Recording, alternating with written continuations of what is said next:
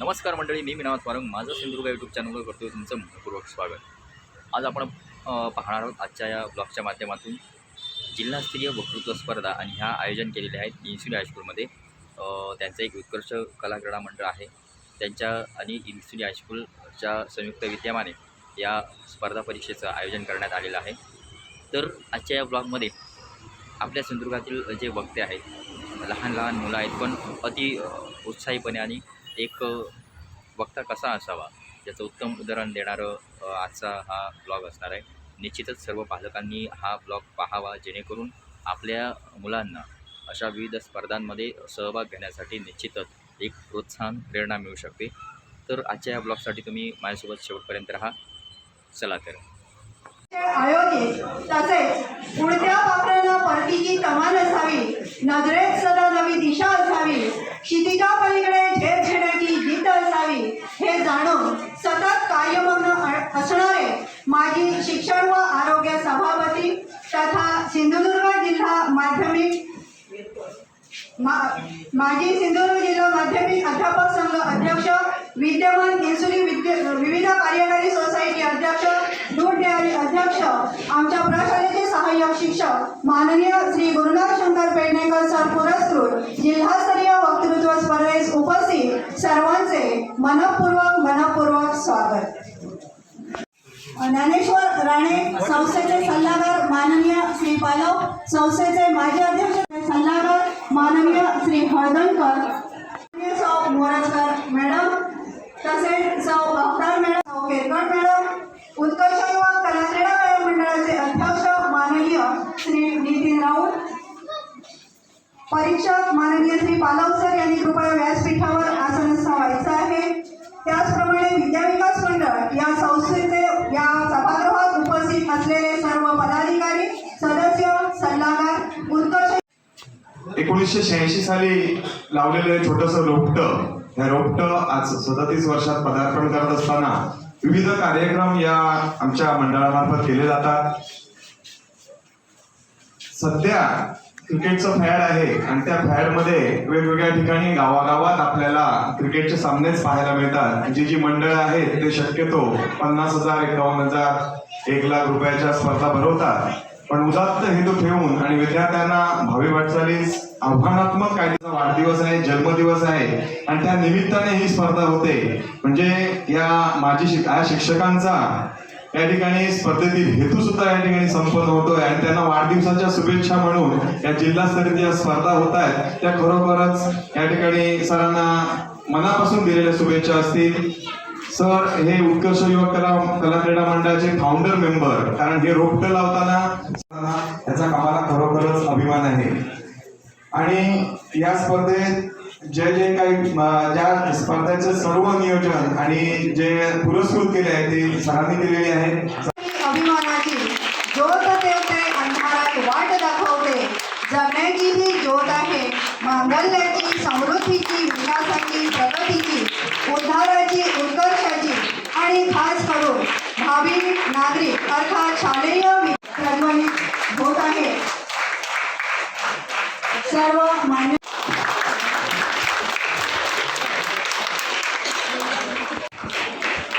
सन्मान चिन्ह आणि पुष्पगुच्छ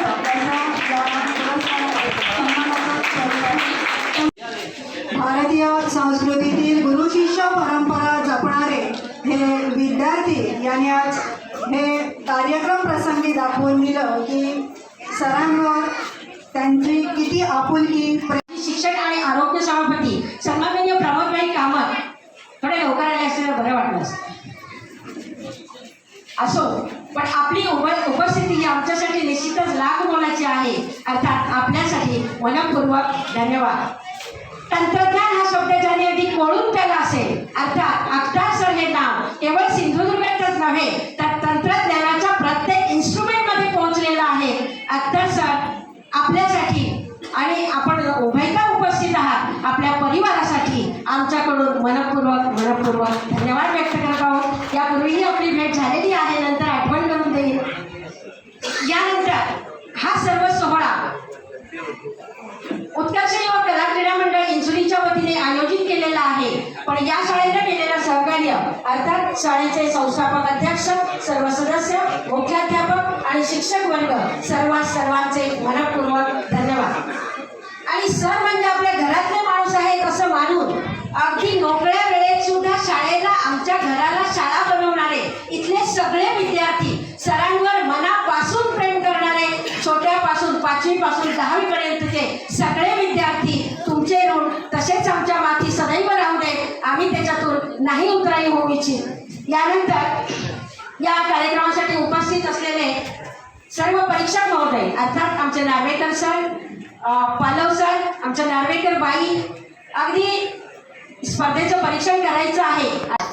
माझ्या विषयाचं नाव आहे माझा आवडता संत संत तुकाराम महाराज. आम्हा घरी धन शब्दांची चरतणे, शब्दांची शस्त्रे यत्न करो, शब्देची अमुच्या जीवाचे जीवन, शब्दे वाटू धन जनलोका. यांसारख्या अभंगातून ज्ञानाची ज्योत पेटवणारे, सामाजिक प्रबोधनाची मुहूर्तमेढ रोवणारे व समाजाचे निर्भयपणे नेतृत्व करणारे थोर संत म्हणजे संत तुकाराम महाराज. संत तुकाराम महाराज म्हणजे मराठी मातीतून उभे झालेले एक उत्तुंग मानदंड, काळाचा पडदा भेदून अभंग स्वरूप बनलेले एक असामान्य माणूस. तुकाराम महाराज हे अवतारी महात्मा होते अशी लोक परंपरा मानते. अनेक चमत्कार तुकाराम महाराजांना चिकटवले गेले आहेत, पण खरे तुकाराम महाराज याहून वेगळे होते. जाती संस्थेची चौकट मोडायला निघालेले ते आधुनिक सुधारक होते. देवाची आंधळी भक्ती त्यांनी कधीच केली नाही. विठ्ठल देवळात आहे असे त्यांनी कधीच मानले नाही. निर्भय वृत्तीने समाजाचे नेतृत्व केले, पाखंड्यावर प्रहार केले. अणुरेणू या तोकडा, तुका आकाश एवढा असे त्यांचे विलक्षण व्यक्तिमत्व होते. संत तुकाराम महाराजांनी जनसामान्यांना कीर्तनाच्या माध्यमातून प्रबोधन केले, उच्चवर्णीयांविरुद्ध बंड केले, अन्याय, अंधश्रद्धा इत्यादींवर आवाज उठविला. उच्चवर्णीयांनी तुकाराम महाराजांची बदनामी करायला सुरुवात केली. तुकाराम महाराजांकडे प्रतिभा नाही, त्यांना संस्कृत येत नाही अशी अवहेलना त्यांनी सुरू केली. तेव्हा संत तुकाराम महाराज उच्चवर्णीयांना उद्देशून म्हणाले, वेदांचा तो अर्थ आम्हाचीच ठावा, हिरानी वाहावा भारमाता. कष्टकरी, कामकरी, शेतकरी महिला यांच्या अधोगतीचे मुख्य कारण म्हणजे अज्ञान. त्यामुळे आपण ज्ञानी झाले पाहिजे असा त्यांचा आग्रह होता. देव कोणाची मक्तेदारी नाही आणि धर्म कोणाचा मिरासदारी नाही. वेदशास्त्र पुराणावर सर्वांचा समान अधिकार आहे असे ते उच्चवर्णीयांना ठासून सांगायचे. संत तुकाराम महाराजांनी 4000 हून अधिक अभंग रचना केली. अर्थात ही अभंग रचना म्हणजे वैदिक शास्त्राविरोधात केलेले बंड होय असे ब्राह्मणांना वाटते. धर्मपीठाधीश रामेश्वर शास्त्री यांनी तुकाराम महाराजांना अभंगाच्या सर्व वह्या इंद्रायणी नदीत फेकून देण्यास सांगितल्या. तेव्हा संत तुकाराम महाराजांनी अभंगाच्या सर्व वह्या इंद्रायणी नदीत फेकून दिल्या. अभंग बुडाले, मात्र जनतेच्या मुखात कायम राहिले.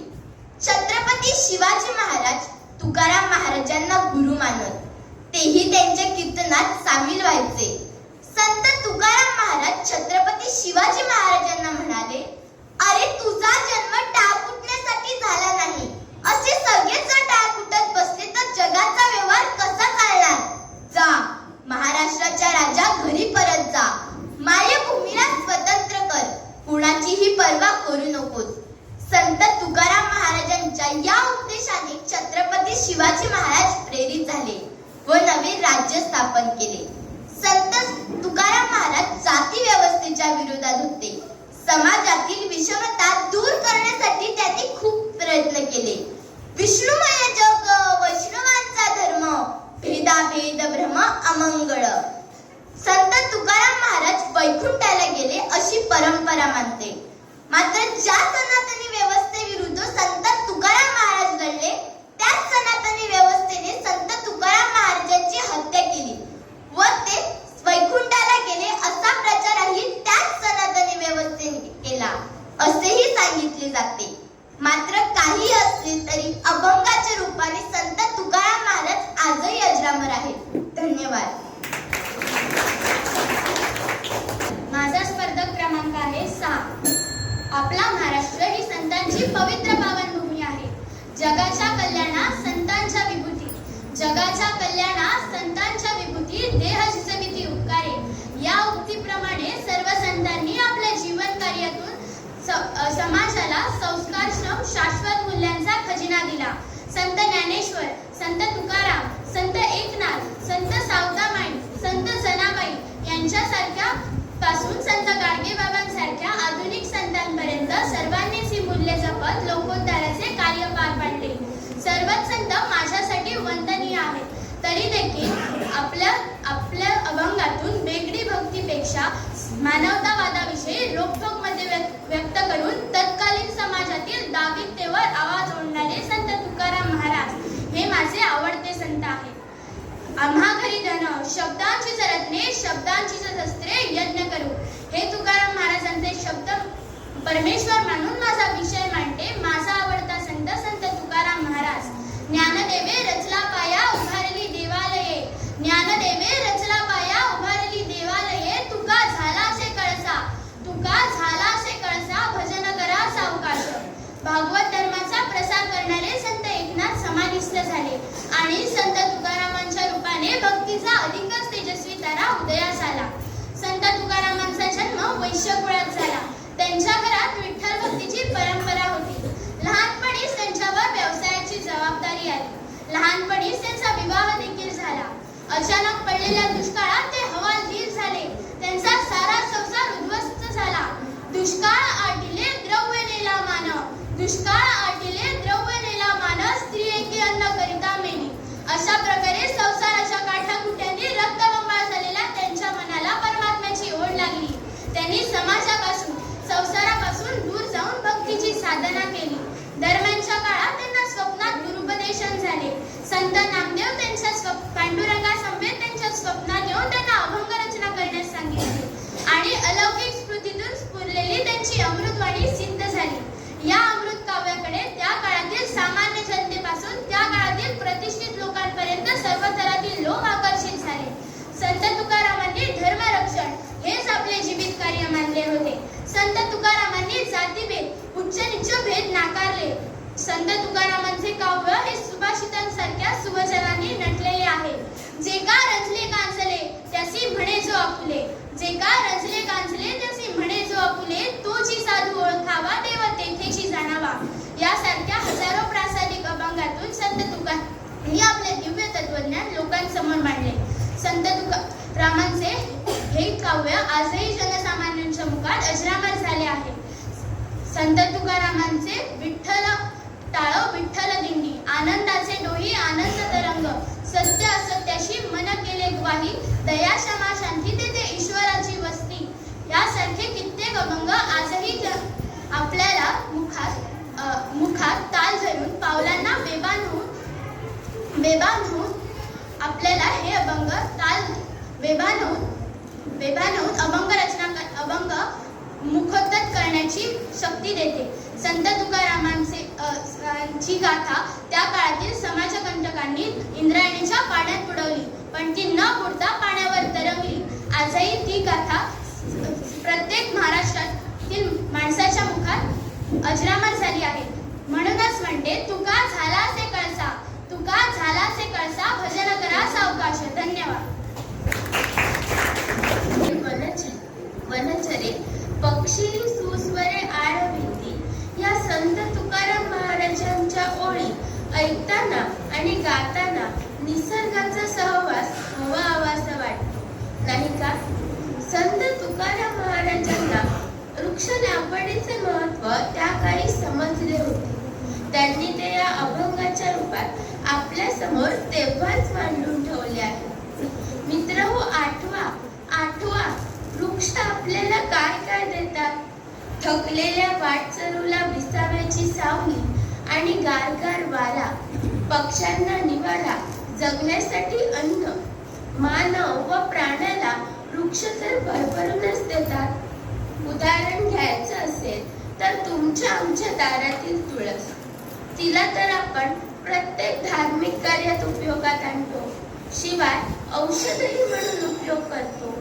शिवाय ती आपला परिसर स्वच्छ व शुद्ध ठेवण्याचं काम करते. नारळ, काजू, आंबा अशी कितीतरी झाडे आपल्याला पाने, फुले, फळे देतातच. त्यासोबत लागणारे लाकूडही देतात. हिरवी छाया, हिरवी माया, पानोपानी हिरवी किमया अशा कविता कविवर्यांना सुचल्या ते या निसर्गाला पाहूनच. हे वृक्ष आपल्याला अन्न, हवा, पाणी देतातच. त्यासोबत लागणारे औषधही देतात. मित्रहो, आपण मानवाने आपल्या स्वार्थासाठी अशारामी जीवन जगता यावे, आपली हौसमौज भागावी यासाठी या वसुंधरेवरील हे वृक्षराजी कत्तल करून नष्ट करत चाललो आहोत. अशी आपली पृथ्वी अवकाशातून पाहिल्यावर कोण म्हणेल, सारे जहासी अच्छी, वसुंधरा आपली सच्ची. आम्हा मुलांना तर जागतिक वसुंधरा दिनी, वसुंधरा आमची छान, राखू तिचा अभिमान असे म्हणतानाही लाज वाटू लागली आहे.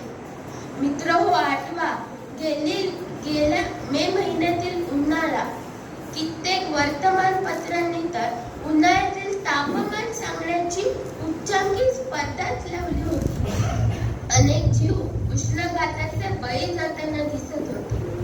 अनेक शेतकऱ्यांनी आत्महत्या केल्या. शेतमळे करपले. कित्येकांचे नुकसान झाले. हे विद्रक दृश्य तुमच्या समोर मांडण्याचा एकच उद्देश. आता तरी जागे व्हा. तुमच्या आमच्या वसुंधरेला जर मूळ रूपात पाहायचं असेल तर एक प्रण केलाच पाहिजे.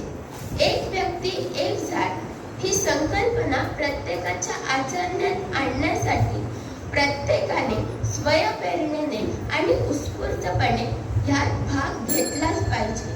आपल्या भारताची लोकसंख्या 140 कोटी आहे आणि एकाच वेळी जर 140 कोटी लोकांनी एक झाड लावले तर एकाच वेळी 140 कोटी झाडे लावली जातील. यासाठी संकल्पनेची गरज आहे. केले की होते असे न म्हणता युक्तीपेक्षा कृती उगवते. प्रत्येक गावागावात नाही, प्रत्येक घराघरात नाही, तर प्रत्येकाच्या रोमारोमात ही संकल्पना रुजवायला हवी. कोणाला नाही आवडणार आपल्या दारात फुललेली बाग, कोणाला नाही आवडणार फुललेले शेतमळे, हिरवेगार राहणे म्हणे. एकच द्या, एकच ध्यास, एक व्यक्ती एक झाड. धन्यवाद.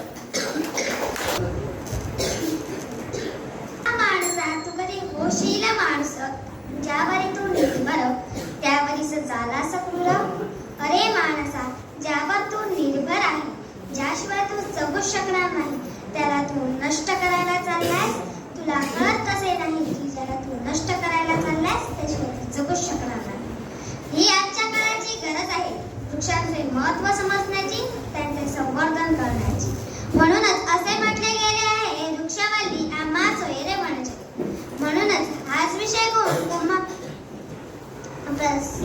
वर्धक क्रमांक 8 तुमच्या समोर विषय सादर करीत आहे. वृक्षवल्ली आम्हा सोयरे म्हणजे. वृक्ष झाडे आपणास ऑक्सिजन देतात. ऑक्सिजन ज्याशिवाय आपण काही मिनिटांपेक्षा जास्त जगू शकत नाही. वृक्ष आपल्याला सावली देतात. या सावली पशुपक्षी या सावली रगरगत्या सूर्यापासून आश्रय देतात. वृक्षांची मुळे जमिनीची धूप रोखतात व चांगली पिके येण्यास मदत होते. वृक्ष, झाडे, झुडपे, वनस्पती आपल्याला अन्न, धान्य, फळे, भाज्या देत असतात. काही औषधी वनस्पती, कंदमुळे त्यामुळे बऱ्याच रोगांवर उपाय होतो. घरासाठी लागणारे लाकूड सुद्धा हेच झाड देते. झाड आपल्याला रबर सुद्धा देते, ज्याने दळणवळण होते, व्यवहार वाढतो. हीच झाडे आपणास घरे, दुकान बांधण्यासाठी लाकूड देतात. वृक्ष हा मानवी जीवन चक्राचा एक अविभाज्य घटक आहे. हे सर्व काही आणि अशाच बऱ्याच वृक्ष आपल्याला काहीतरी देत असतात निस्वार्थपणे. पण आपण या उपकारांची परतफेड कशी करतोय? वृक्षतोड करून, प्रदूषण करून, पिकांवर विषादे फवारे मारून रानांमध्ये वणवे लावून पालन करत्या निसर्गाचा संवाद करून माणूस किती बुद्ध आणि क्रूर झालास आपल्या जाताने आपल्या भावी पिढीचा विनाश लिहितो. आता ही वृक्षतोड एवढी सर्वसामान्य झाली आहे की आपणास याबद्दल काहीच वाटत नाही. आपण असे वागायला काही घडतच नाहीये. आधी ही वागणूक आपल्याला एके दिवशी मोठ्या संकटात पाडणार आहे आणि याची सुरुवातही झालेली आहे. आपण पाहतो आजकाल खूप दुष्काळ पडत आहे.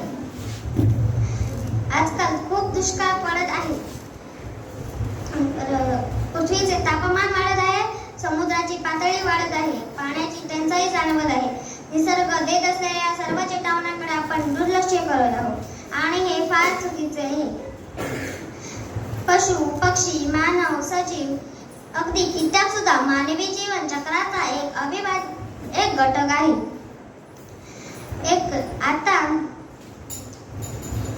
एक घटक आहे.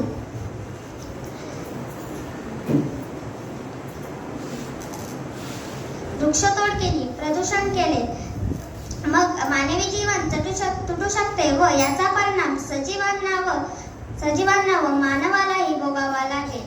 आता ही वृक्षतोड आपल्यालाच भारी पडणार आहे. आपण वनवे लावतो, वृक्षतोड करतो. आपण वृक्षतोड थांबवत नाही. प्रकृतीचा ठेवामान, पर्यावरणाचा करा सांभाळ, मगच थांबेल पृथ्वीचा नाश. जय हिंद, जय भारत. नमस्कार. माझा आवडता संत आहे संत गाडगे बाबा.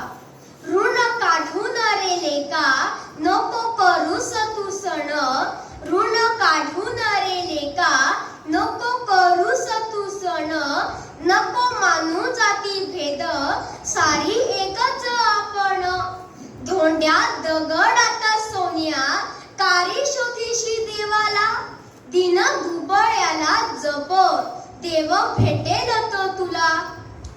अशी शिकवण देणारे संत गाडगे बाबा म्हणजेच लोकजागृती साधणारे चालते बोलते विद्यापीठच. जन्मापासूनच त्यांच्या घरची परिस्थिती अत्यंत गरिबीची. त्यातच पित्याचे निधन झाले. त्यामुळे बालवयातच त्यांना कष्टाची कामे करावी लागली. लहान वयातच त्यांचे लग्न झाले. पण संत गाडगे बाबा संसारात फारसे रमलेच नाही. 1 फेब्रुवारी 1905 रोजी त्यांनी आपल्या घरादाराचा त्याग करून संन्यास स्वीकारला. हे विश्वाची माझे घर असे म्हणून ते वावरू लागले. गावोगावी कीर्तने भजने उपदेश करत ते फिरू लागले. अंगात फाटका पण स्वच्छ सदरा, एका हातात काठी आणि दुसऱ्या हातात गाडगे. त्यामुळे लोक त्यांना गाडगे बाबा असे म्हणत. कीर्तने भजने उपदेश हाच त्यांचा ध्यास. सिंहाला पहावे वनात, हत्तीला पहावे रानात आणि गाडगे बाबांना अहो कीर्तनात. गोपाळा गोपाळा देवकी नंदन गोपाळा हे त्यांचे आवडते कीर्तन. अहो बाबांच्या कीर्तनाला 10,000 लोक जमत आणि कीर्तन संपल्यावर बाबांच्या पायावर डोकी ठेवायला अगदी झिम्मड उडू लागे. पण संत गाडगे बाबा कुणालाही पाया पडू देत नसत. लोकांनी सद्गुण शिकावे, माझ्या पाया पडून काय होणार असे ते म्हणत. कीर्तनातून ते काय सांगत. बाबांनो, आपणच आपले भले केले पाहिजे. माझ्या लेकरांनो, देव आपणातच आहे रे, त्याला जाग करा. देव दगडात नाही, देवळात नाही, तर माणसात आहे असा उपदेश करत त्यांनी गावेच्या गावे शहरेच्या शहरे पालथी घातली. बाबांचा एक मात्र नियम होता, तो त्यांनी अखेरपर्यंत पाळला.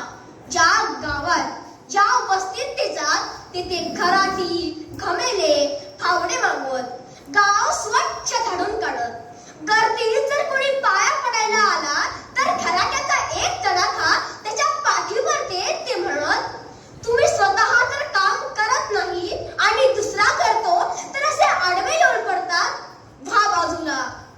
बघा बघा हे गाव कसे आता साजरं बोलतेला दिसतंय. तर असे हे संत गाडगे बाबा पंढरपूर, नाशिक, देहू, आळंदी या तीर्थक्षेत्री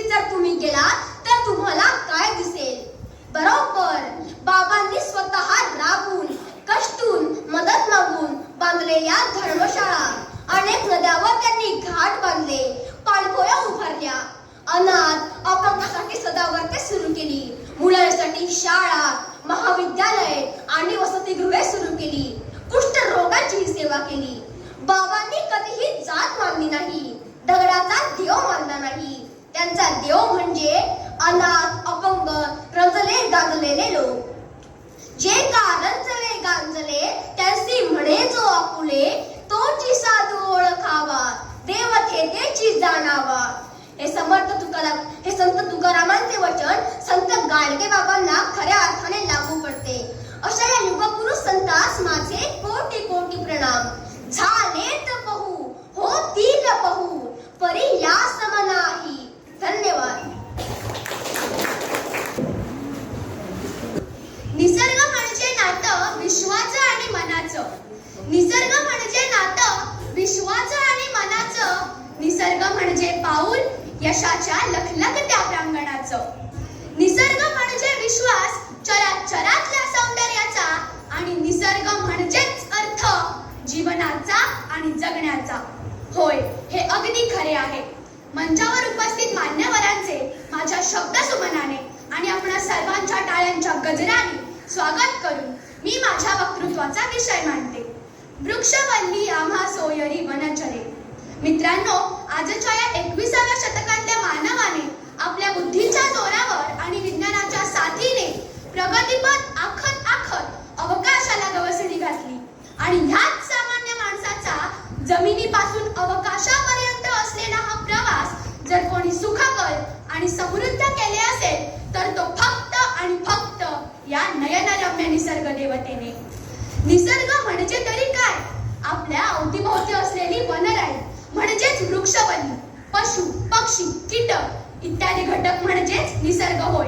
मित्रांनो, मानवाला सुखी संपन्न कृतार्थ जीवन जगण्याचा मार्ग प्रशस्त करून देणारा हा निसर्ग मानवाचा सर्वश्रेष्ठ आणि निस्वार्थ मित्र आहे. अगदी अंगणात असलेल्या तुळशीपासून ते सह्याद्रीच्या कुशीत असलेल्या सर्व वनस्पतींचा उपयोग मानवी जीवनातील मूलभूत गरजा म्हणजेच अन्न, वस्त्र, निवारा आणि आरोग्य हे पूर्ण आणि संपन्न होण्यासाठी निसर्गाचीच आपल्याला नेहमी मदत होत असते. याचा एक ज्वलंत उदाहरण म्हणजे गेल्या 2 वर्षापूर्वी जगभरात थैमान घातलेल्या कोरोना सारख्या आजारावर रामबाण उपाय म्हणून वापरण्यात आलेल्या विविध औषधी वनस्पती. हे आपल्याला निसर्गातूनच प्राप्त झाले आहेत. मित्र हो, आपली माता आपल्याला जन्म देते, परंतु त्या जन्माला टिकवण्यासाठी भूमाता आपल्याला प्राणवायू देते. म्हणून जन्म देणाऱ्या मातेशी आपल्याला जगवणारी भूमाता यांची तुलना केली तर वावगे ठरणार नाही. म्हणून मला सांगावेसे वाटत आहे, निसर्ग माझा मित्र, निसर्ग माझा गुरु, निसर्ग माझी माय आणि मी त्याचे लेकरू. निसर्ग ही देवाकडून मिळालेली अनमोल आणि मौल्यवान देणगी आहे. निसर्ग मानवाला अफाट काही देतो, पण त्या मोबदल्यात काहीही मागत नाही. मित्रांनो, निसर्गाचे आपल्यावर फार उपकार आहेत व ते आपण कधीच फेडू शकणार नाही. हे त्रिकाल सत्य आहे. आता ह्याच नयनरम्य निसर्गावर प्रदूषणाचे तांडवच वाजले आहे. उन्नती व विकासाच्या नावाखाली नैसर्गिक घटकांना मानव अक्षरशः पायदळी तुडवत आहे. निसर्ग जे आपल्यावर उपकार करत होता, करत आहे व करणारच आहे, हे आपल्याला विसरायचे का? पर्यावरणाचं संवर्धन करण्याऐवजी अनेक जंगले तोडली जात आहेत. काळ्या धरणी मातेच्या कुशीत सिमेंटची जंगले उभी राहत आहेत. नष्ट होत चाललेल्या वनांबरोबरच अनेक पशुपक्ष्यांची मुळं नष्ट झाली, वनौषधींची मुळं नष्ट झाली. प्रदूषणात प्रचंड वाढ होत आहे. शुद्ध हवेची वानवा आहे. जर या वाढत्या समस्या थांबल्या नाहीत तर एक दिवस आपल्या सर्वांना अशी वेळ जरूर भोगावी लागेल. झाडाविना ढोक गेले, ढगाविना पाणी गेलं. झाडाविना ढोक गेले, ढगाविना पाणी गेलं. पाणीविना शेती गेली, शेतीविना समृद्धी गेली, समृद्धीविना सारे हतबल झाले. इतके अनर्थ एका वृक्ष तोडीने केले, इतके अनर्थ एका वृक्ष तोडीने केले. खरं तर जेव्हा जेव्हा ही वाक्य कानावर पडतात तेव्हा पायाखालची जमीन सरकल्यासारखी वाटते. मित्रांनो, एक माणूस 100 पावलं चालला तर ती त्याची कृती असते, परंतु 100 माणसांनी एकत्र येऊन कृतीचा एक जरी पाऊल उचलला तर ते अभियान असतं. अशा या निसर्ग संवर्धनाच्या अभियानाचा भाग बनून या सुंदर सृष्टीचा, निसर्गाचा ठेवा पुढच्या पिढ्यांसाठी संरक्षित करूया. करूया. शेवटी इतकेच म्हणू इच्छिते, आयुष्याशी माझा मोठा करार बाकी आहे.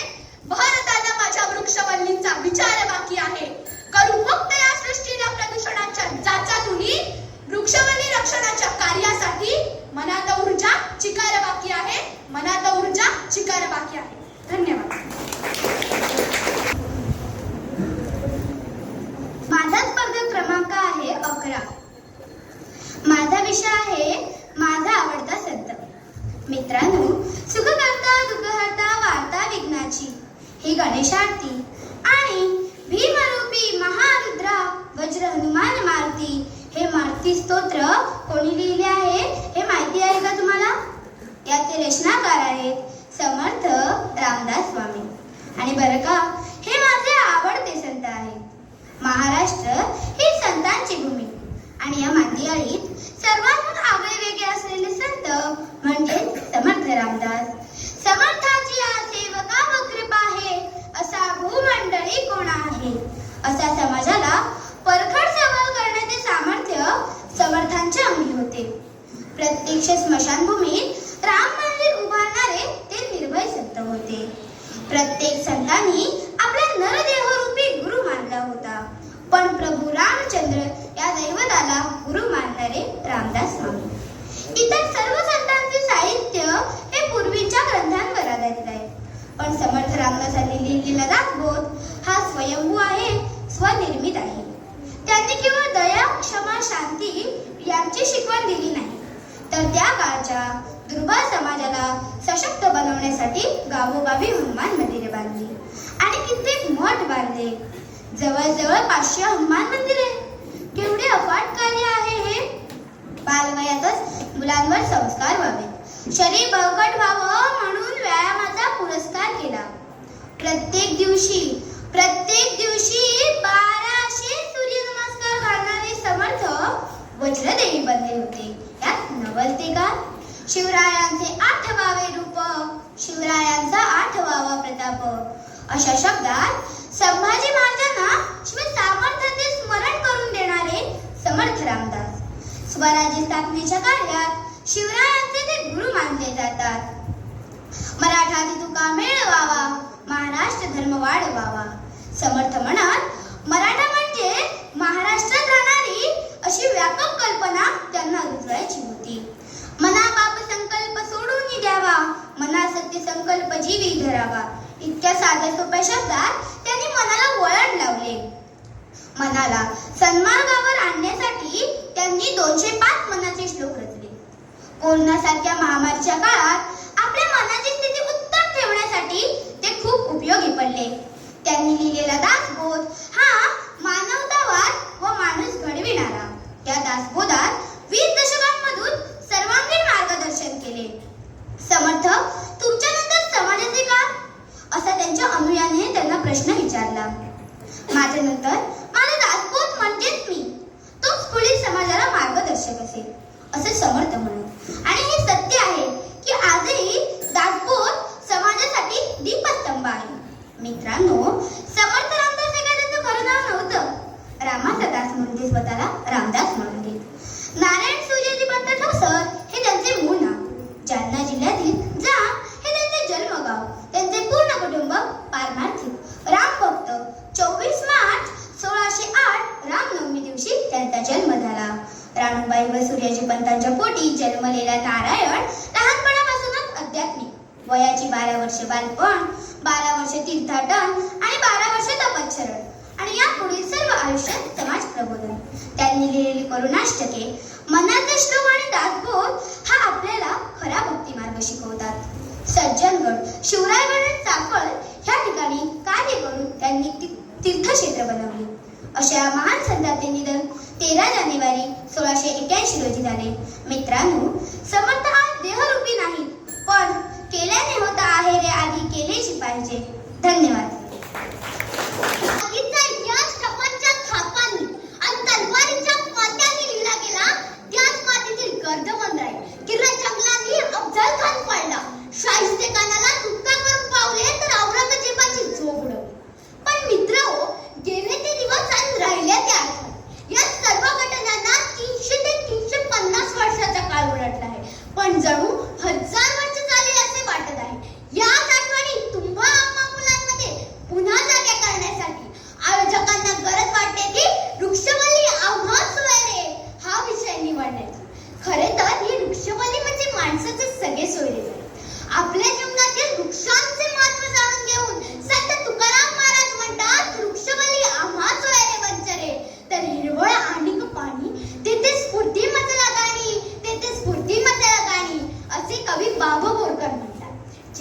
रखरखीत भूमीतून हिरवे अंकुर बाहेर फुटतात तेव्हा मंगेश पाटगावकर यांच्या सत्कार कवितेचे चरण ओठावर येतात.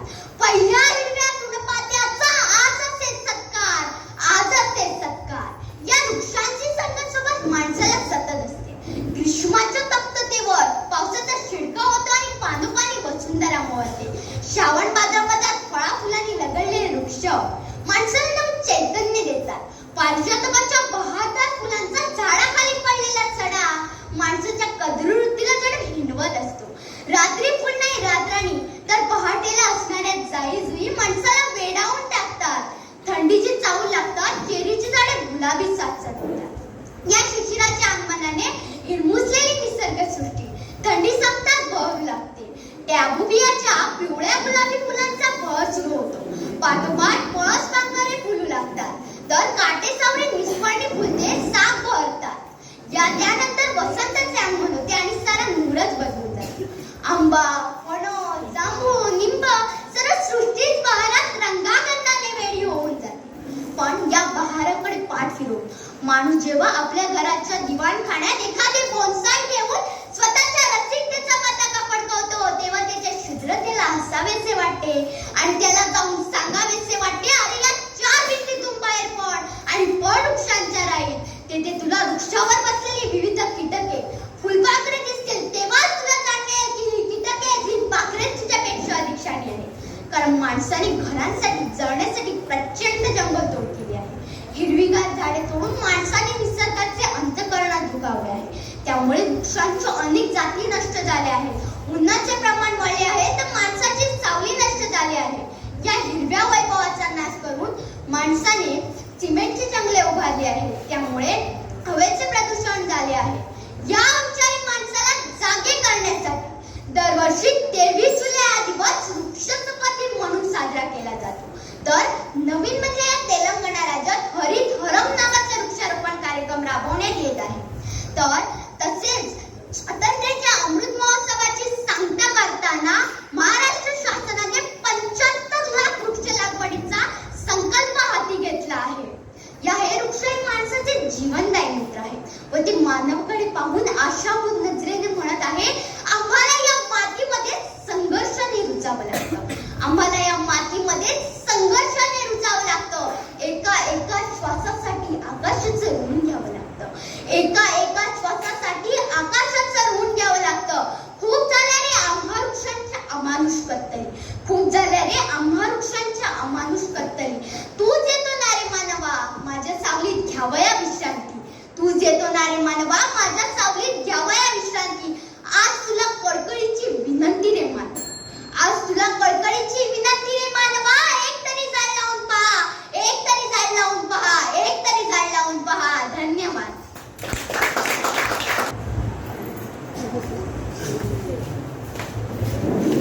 नमस्कार, माझा स्पर्धा क्रमांक आहे 13. सन्मान्य व्यासपीठ, उपस्थित मान्यवर आणि बालमित्रांनी, आता विश्वात्मके देवे येणे वाग्यांनी तोषावे, तो शोधी मज द्यावे पसायदाने. अशी विश्वात्मक प्रार्थना देवाजवळ करून अवघ्या विश्वाच्या कल्याणासाठी दान मागणारे ज्ञानेश्वर माऊली. जेव्हा व्रतवैकल्य, जपजाव्य, उच्च निश्चता यांनी समाज ग्रासलेला होता तेव्हा परंपरा जतन करणारा, संस्कृतीचे संवर्धन करून भेदाभेद विसरायला लावणारा नवा भक्तीचा मार्ग ज्ञानेश्वरांनी दिला. इसवी सन 1275 मध्ये ज्ञानेश्वरांचा जन्म झाला तर इसवी सन 1296 मध्ये त्यांनी आळंदी येथे समाधी घेतली. त्यांच्या 21 वर्षाच्या कालखंडात त्यांनी जे कार्य केले त्याला जगात तोड नाही. संन्यासाची फुले म्हणून समाजातील लोकांनी त्यांना वाळीत टाकले होते. एवढी अवहेलना झेलूनही त्यांच्यातील समाजाविषयीचा जिव्हाळा कमी झाला नाही. त्यांनी समाजाला व्यापक दृष्टिकोनातून पाहिले. माणसातील भेद त्यांच्याही वाटेला आले म्हणून ते समाजाला भेदमुक्त करण्यासाठी पुढे आले. रूढीच्या, कर्मकांडाच्या, परंपरेच्या हातात सापडून अगतिक झालेल्या धर्मविचारांना कालानुरूप रूप देण्यासाठी, मराठी समाजाला संघटित करण्यासाठी संत ज्ञानेश्वरांनी आपल्या विचारांचा ज्ञानकुंभ उभा केला. वैयक्तिक सुखदुःखाची तमा न बाळगता समाजाचे दुःख दूर करण्यासाठी संत ज्ञानेश्वरांनी ज्ञानेश्वरी लिहिली. गीतेवरील या ओवीबद्ध भाष्यात त्यांनी ज्ञानयोग, कर्मयोग, भक्तियोग यांचा सुंदर आविष्कार केलेला आहे. समाजाला त्यांनी हे सर्वकष तत्वज्ञान सादर केले आणि हे तत्वज्ञान महाराष्ट्राच्या जडणघडणीत फार महत्वाचे ठरले. संस्कृतात अडकलेले हे तत्वज्ञान मराठी माणसाला समजावे म्हणून संत ज्ञानेश्वरांनी ते मुद्दामच मराठीतून मांडले. जनसामान्यकरिता ज्ञानमुक्त करणारा संत जरी स्वभावानं आचरणानं शांत सात्विक वाटत असला तरी वृत्तीने मात्र तो क्रांतिकारी होता. संत ज्ञानेश्वरांनी यज्ञात बळी देण्याच्या प्रथेला सुरुंग लावला. पेरूनी नुसतीच हिंसा गवेल कशी अहिंसा काय बाप दिवंसा यज्ञिकांचा. 700 वर्षापूर्वी यांनिकांवर टीका करणं केवढं मोठं धाडस होतं. त्यांच्या जीवनात अनेक सतोपरीक्षेचे प्रसंग आले, पण आपल्या शांत धीर गंभीर व तापसू वृत्तीने त्यांनी या सर्व गोष्टींवर मात केली. देवत्व माणसातही आहे व रेड्यातही आहे आणि निर्जीव अशा दगड मातीच्या भिंतीतही आहे हे सप्रमाण त्यांनी सिद्ध केले. त्यांनी समाजाला जातीभेद विषमता नष्ट करून 18 पगड जातीच्या लोकांना भागवत धर्माच्या झेंड्याखाली आणले. त्यात नरहरी सोनार, बंका महार, चोखा मेळा, सावता माळी, मोरा कुंभार यांबरोबर त्यांनी आपली वाटचाल काढली. हे त्यांचे वेगळेपण आहे, मोठेपण आहे. संत ज्ञानेश्वरांनी भक्तीचा सुलभ मार्ग दाखवला.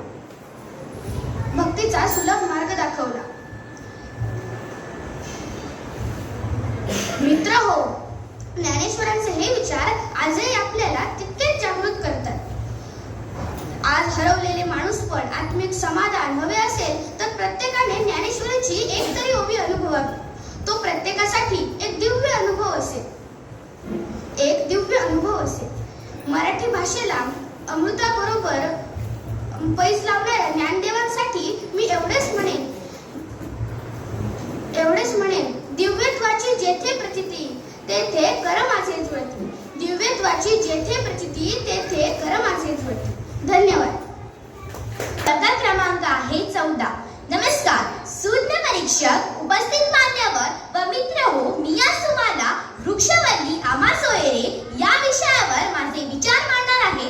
ते तुम्ही शांतपणे ऐकून घ्या ही नम्र विनंती. सुखी आम्ही होतो पाहता निसर्गाचे चित्र, सुखी आम्ही होतो पाहता निसर्गाचे चित्र. वृक्षवल्ली आम्हा सोयरे वृक्ष आमचे मित्र, वृक्षवल्ली आम्हा सोयरे वृक्ष आमचे मित्र. मित्रांनो, तासभर ऑक्सिजन विकत देणाऱ्या डॉक्टरांना आपण देव मानतो, पण आयुष्यभर फुकट ऑक्सिजन देणाऱ्या झाडांची आपण कत्तल करतो. झाडाचे आपल्या जीवनात महत्त्वाचे स्थान आहे. निसर्गाकडून मानवाला मिळालेले वरदान म्हणजे झाड. लहान मुले चालायला शिकण्यासाठी पांगुळ गाडा, ते म्हातारपणी आधारासाठी झाडाचीच काठी उपयोगी पडते. मित्रांनो, मानवी जीवनामध्ये आणि पर्यावरणामध्ये झाडांना खूप महत्त्वाचे स्थान देण्यात आले. पर्यावरण संतुलित ठेवण्यासाठी, पर्यावरण शुद्ध ठेवण्यासाठी आणि मनुष्याच्या जीवनाला आवश्यक असणारा प्राणवायू देण्यासाठी झाडे खूप महत्त्वाची भूमिका ठरवतात. हे महत्त्व जाणून संत तुकाराम महाराजांनी अतिशय सुंदर असा अभंग रचला आहे. वृक्षवल्ली आम्हा सोयरे वनचरे, वृक्षवल्ली आम्हा सोयरे. अभंगाच्या माध्यमातून संत तुकाराम महाराजांनी झाडाचे महत्त्व सांगण्याचा प्रयत्न केला आहे. झाड म्हणजे वृक्ष किंवा वनस्पती होय. मुख्यतः झाडे पर्यावरणातील प्रदूषण रोखतात. यासाठी झाडांची भूमिका खूप महत्त्वाची ठरते. ही हिरवीगार झाडे आपले मित्र आहे. झाडे व माणूस यांचे वर्षानुवर्षे नाते अतूट आहे. माणसाचे पृथ्वीवर अस्तित्व झाडांमुळेच आहे असे म्हटले तर वावगे ठरणार नाही. ही झाडे खंबीरपणे आपल्या पाठीशी उभी आहेत. निस्वार्थी वृत्तीने आपली सेवा करीत आहेत. आपले जीवन सुखी समाधानी बनवत आहेत. वनस्पती स्वयंपोषी असतात. माणसाच्या पोटाची भूक भागवण्याचे महान कार्य हीच झाडे करतात. पर्यावरणाचा समतोल सांभाळतात. जेथे झाडे तेथे पाऊस भरपूर पडतो. झाडे निर्मल छाया देतात. आम्रवृक्ष, कल्पवृक्ष, केळी, काजू, सुपारी, फणस यांसारखी फळझाडे भरपूर पैसा मिळवून देतात. माणसाचे जीवनमान सुखी करून देतात. वनस्पती कार्बन डायऑक्साइड शोषून घेतात व प्राणवायू सोडतात. असे एकापेक्षा एक झाडांचे उपयोग आहे. असे असेल तरी आज क्षणिक सुखासाठी निर्दयपणे झाडांचे कत्तल करण्याचे पाप आज माणूस करीत आहे. वाढती वृक्षतोड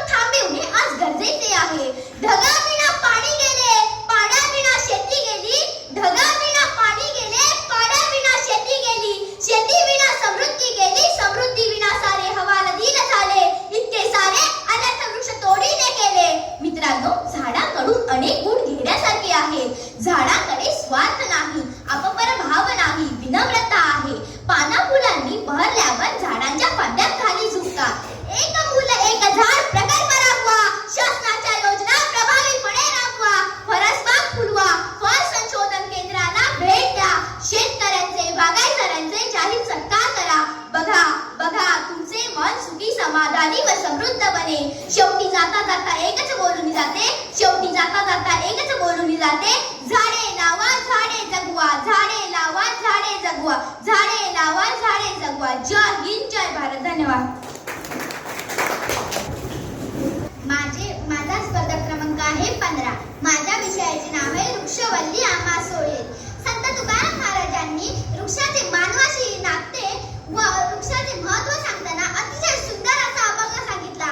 तो म्हणजे वृक्षवल्ली आम्हा सोयरी, वनचरे पक्षी हिरसू स्वरे आळवती. वृक्ष झाडे आपणास ऑक्सिजन देतात. ऑक्सिजन आपण काही मिनिटं सुद्धा जगू शकत नाही. वृक्ष आपल्याला सावली देतात. पशु पक्षी त्या सावलीमध्ये रखरखत्या सूर्यापासून आश्रय घेतात. वृक्षाची मुळे ही जमिनीची धूप थांबवतात. त्यामुळे चांगली पीक येण्यास मदत होते. विविध प्रकारची झाडे, झुडपे, वनस्पती आपल्याला अन्न, धान्य, फळभाज्या देतात. औषधी वनस्पती, कंदमुळे यामुळे बऱ्याच रोगावर उपाय होतो. घरासाठी लागणारे लाकूड हे ह्याच वृक्षापासून मिळते. हे झाडे आपल्याला डब्बा सुद्धा देतात, ज्याने टायरही बनवले जातात. दळणवळण होते, व्यवहार वाढतो. मानवी जीवन चक्राचा एक अविभाज्य घटक आहे. हे सर्व काही अशा बऱ्याच गोष्टी आपल्याला वृक्ष देतात. अगदी निःस्वार्थपणे आपण या उपकाराची परतफेड कशी करतो? वृक्षतोड करून, प्रदूषण करून, पिकावर विषारी फवारे मारून, किराणामध्ये वणवे लावून, आपल्या पालनकर्त्याचा सहार करून. किती क्रूर झालाय माणूस. आपण आपल्याच हाताने आपल्या भावी जीवनाचा विनाश करत आहोत. आता वृक्षतोड एवढी सामान्य झाली की आपल्याला काहीच वाटत नाही. आपण असे वागत आहोत की आपल्याला याबद्दल काहीच वाटत नाही. आपली ही वागणूक आपल्याला एके दिवशी मोठ्या संकटात पाडणार आहे. त्याची आता सुरुवात झाली आहे. आपण आजकाल पाहत आहोत की दुष्काळ पडतोय, पाण्याची टंचाई जाणवते, पृथ्वीचं तापमान वाढते, समुद्राची पातळी वाढत आहे. निसर्ग देत असलेल्या या सर्व चेतावण्याकडे आपण दुर्लक्ष करत आहोत. जर निसर्गाचा, जंगलाचा असाच जर ऱ्हास होत राहिला तर सर्व सजीवांचे, पशु पक्ष्यांचे जगणे अशक्य होईल. पशु पक्षी जगले आपल्या हे सुद्धा मानवी जीवनचक्राचा एक भाग आहे. हे सत्य आपण समजून घेतलेच पाहिजे. वृक्षतोड केली, जंगले जळवली तर हे जीवनचक्र तुटू शकते. याचा परिणाम सर्व सजीवांना, मानवाला भोगावा लागेल. निसर्गाचा विनाश केला तर आपल्याला अन्नधान्य कुठून मिळणार? मनुष्य प्लास्टिक आणि काँक्रीट खाऊन तर जगू शकत नाही. यावर एकच उपाय आहे, वृक्षतोड थांबवा, जनजागृती करा, झाडे लावा झाडे जगवा, याची जोपासना करा. वृक्ष खूप महत्त्वाची भूमिका बजावतात. आपल्याला पर्यावरणाचे संतुलन ठेवण्यासाठी आणि पर्यावरणाला प्रदूषणापासून वाचवण्यासाठी वृक्ष खूप महत्त्वाची भूमिका बजावतात. आपल्या सभोवताली असलेल्या या सर्व लहान पशु पक्षी या वृक्षांच्या आधारे आपली घरे बांधतात आणि विसावा घेतात. आपल्या आजूबाजूला असलेल्या या सर्व वृक्षामुळे आपला निसर्ग सुंदर राहतो. तसेच निसर्गामध्ये असलेल्या विविध झाडांमुळे आपला निसर्ग हिरवागार सुद्धा राहतो. वृक्षांचा मानवाला होणारा फायदा म्हणजे ऑक्सिजन होय. आपल्या जीवनामध्ये जेवढे मोठे स्थान ऑक्सिजनला आहे, तेवढेच मोठे स्थान देखील पाण्याला आहे. पाऊस वेळेवर पडला नाही तर आपल्याला पाण्याच्या विविध समस्यांना सामोरे जावे लागते. पाऊस पडण्यासाठी आपण पोषक वातावरण हे वृक्ष तयार करतात. त्यामुळे वृक्षांना निसर्गामध्ये खूप महत्त्वाचे स्थान दिले आहे. वृक्षांना आपण मित्र म्हटले तर ते चुकीचे राहणार नाही, कारण वृक्ष आपल्याला खूप मदत करतात. पर्यावरणाचे संतुलन नीट करण्यासाठी आपल्या संतुलन नीट करणे महत्त्वाचे स्थान म्हणजे वृक्षात आहे. म्हणूनच म्हणते की हा कधी येते धरती आई जतन करिया मन राई, हा कधी येते धरती आई जतन करिया मन राई. कारण वृक्षावर माया मिळेल थंडगार छाया, कारण वृक्षावर माया मिळेल थंडगार छाया. आता एकच चळवळ चालवा, लावा वृक्ष करा हिरवं, लावा वृक्ष करा हिरवं, लावा वृक्ष करा हिरवं. धन्यवाद.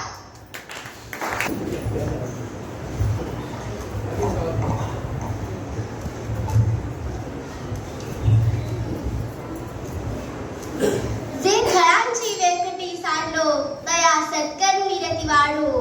भूता परस्परे पडो, मैत्र जीवांचे. दुरितांचे तिमिर जाओ, विश्व स्वधर्म सूर्ये पाहो. जो देवांची लतोते लाहो, प्राण उजात. नमस्कार. माझा स्पर्धा क्रमांक आहे 16. ज्ञानेश्वर लिहून फार मोठा ग्रंथ केल्यावर नाणियांच्या राजाने म्हणजेच संत ज्ञानेश्वर यांनी ते पसायदान मागितले. त्यांनी स्वतःसाठी काहीच मागितले नाही, तर या जगातील सर्व प्राणी मात्रांना जे जे काही हवे असेल ते त्यांना मिळो असे मागणे त्यांनी विश्वात्मक देवाकडे केले. केवढं मोठं मन म्हणावं बरं, तेही वयाची ओळखी विश्व ओलांडण्यापूर्वीच.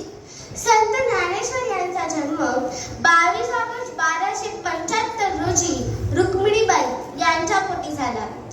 आधी संन्यास घेतल्यानंतर गुरुजींच्या सांगण्यावरून त्यांचे वडील विठ्ठलपंत यांनी पुन्हा गृहस्थाश्रम स्वीकारला व नंतर निवृत्तीनाथ ज्ञानेश्वर सोपान व मुक्ताबाई यांचा जन्म झाला. आधी संन्यास घेतल्यानंतर पुन्हा संसार सुखाकडे वळल्याबद्दल त्यांच्या आई वडिलांना तत्कालीन कर्मठ समाजाने देहांत प्रायश्चित्ताची शिक्षा केली. त्यामुळे बालवयातच ही चारही भावंडे पोरकी झाली. संन्यासाचे पोर भिक्षा मागतंय ऐसे हिडवत तत्कालीन कर्मठ समाजाकडून त्यांना आत्यंतिक छळ सहन करावा लागला. अनेकदा अन्न देतो असे सांगून भिक्षेला धोईत लोकांनी माती व शेणाच्या गोवऱ्या टाकल्या. अशा कर्मठ समाजात संत ज्ञानेश्वर यांनी असे अनन्यसाधारण स्थान मिळवले की संत ज्ञानेश्वर या बहुजन समाजाला आपली माऊलीच वाटू लागली. संस्कृत मध्ये असलेली गीता स्त्री शुद्धाधिकांना अप्राप्य होती, म्हणून गीतेचा भावार्थ समजावून सांगण्यासाठी वयाच्या अवघ्या 16व्या वर्षी त्यांनी भावार्थ दीपिका हा ग्रंथ रचला. या ग्रंथातील शब्दाशब्दातून त्यांचा विनय व्यक्त होतो. नंतर त्यांनी 800 ओव्यांचा अमृतानुभव हा अद्वितीय ग्रंथ लिहिला.